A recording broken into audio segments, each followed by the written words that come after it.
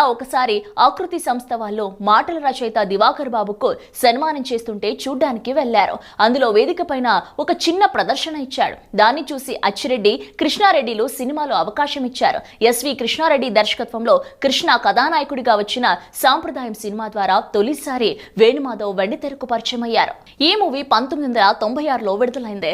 ఆ తర్వాత గోకులంలో సీత, మాస్టర్ వంటి చిత్రాల్లో నటించి ఆకట్టుకున్నారు. అయితే తొలి ప్రేమ సినిమాలో అమ్మాయిల పైన భారీ డైలాగులను చెప్పి ప్రేక్షకులను మెప్పించారు.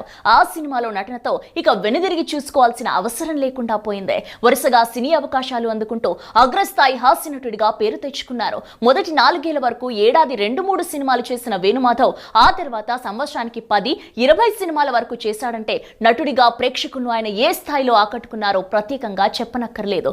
తనదైన కామెడీ టైమింగ్ తో వెండితెరపై నవ్వులు పూయించిన వేణుమాధవ్ తెలుగులో అగ్ర హీరోలు అందరి సినిమాల్లోనూ నటించి మెప్పించారు. ప్రియమైన